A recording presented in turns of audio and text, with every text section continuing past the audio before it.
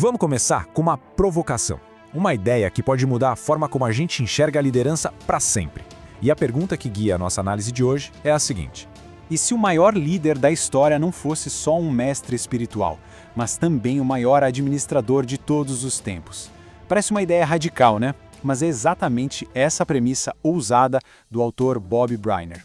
Ele nos convida a fazer um exercício, olhar para Jesus não só pela ótica da fé, mas também como um gênio da gestão. Para a gente ter uma ideia do peso disso, pensa só. Grandes impérios, Roma, Grécia, Babilônia, com todo o seu poderio militar, sua cultura, sua riqueza, todos eles caíram.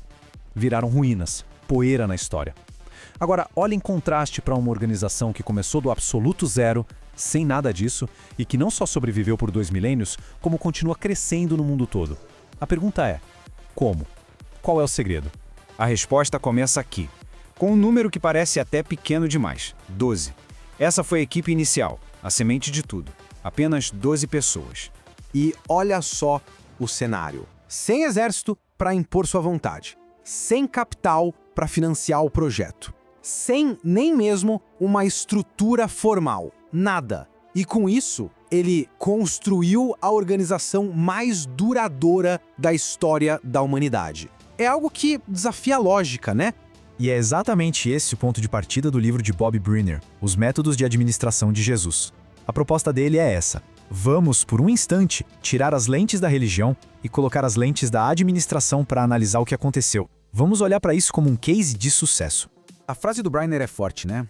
Jesus Cristo reina, supremo, como o maior administrador que o mundo já conheceu. E ele não fala isso da boca para fora. Ele argumenta que se a gente usar as métricas do mundo dos negócios, tipo longevidade, alcance global, engajamento, ninguém, nenhum CEO, nenhum general, nenhum imperador chega nem perto. O fato é que 2000 anos se passaram e o plano continua funcionando. Então a grande pergunta é: que plano é esse? Que métodos foram esses tão poderosos que garantiram um sucesso tão duradouro? É isso que a gente vai investigar agora. Bom, vamos mergulhar então em 4 princípios fundamentais dessa liderança, baseados na análise do Briner. São 4 pilares que sustentam todo o resto. Primeiro princípio, e talvez o mais básico de todos, mas que muita gente esquece: Jesus tinha um plano. Parece óbvio, mas não é. Nada era feito no improviso. Cada passo, cada palavra, cada milagre, tudo estava conectado a um objetivo maior, a uma visão de longo prazo. E não era um plano qualquer guardado na gaveta. Era um plano com uma clareza de missão absurda. Ele sabia exatamente para onde estava indo. E essa direção inegociável permitia que ele agisse de forma proativa. Sabe, ele não ficava só reagindo aos problemas, apagando o incêndio. Ele estava sempre um passo à frente porque o objetivo final estava sempre no horizonte. E a lição aqui é direta. Sem um plano, a gente só reage. A vida vai acontecendo e a gente vai sendo levado pelas circunstâncias. Agora, com um plano, a gente assume o controle. É a diferença entre ser o piloto e ser só um passageiro. Ok, ter um plano é fundamental, mas um plano não serve para nada sem o segundo princípio, uma preparação impecável. E aqui a gente entra na ideia da preparação silenciosa. E esse é um dado que choca. Foram 30 anos de preparo para um ministério de apenas 3. Pensa nessa proporção. 30 anos nos bastidores, estudando as escrituras, construindo a base. A autoridade que ele demonstrava não surgiu do nada. Ela nasceu desse fundamento sólido, construído dia após dia, longe dos holofotes. A parábola das 10 virgens ilustra isso perfeitamente, né? A preparação faz toda a diferença. A conclusão é inevitável e serve para tudo na vida.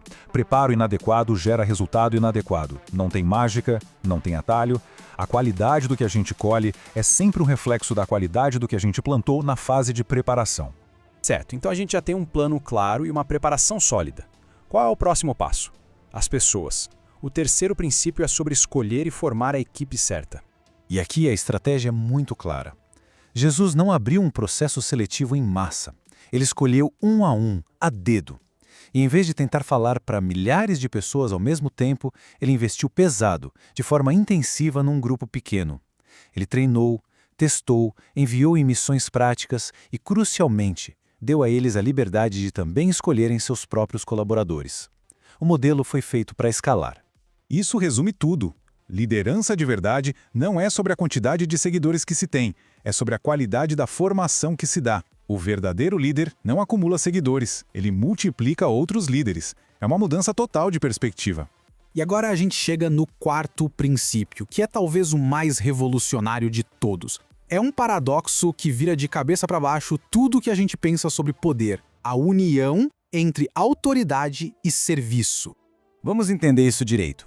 A liderança de Jesus não era uma democracia, não tinha votação.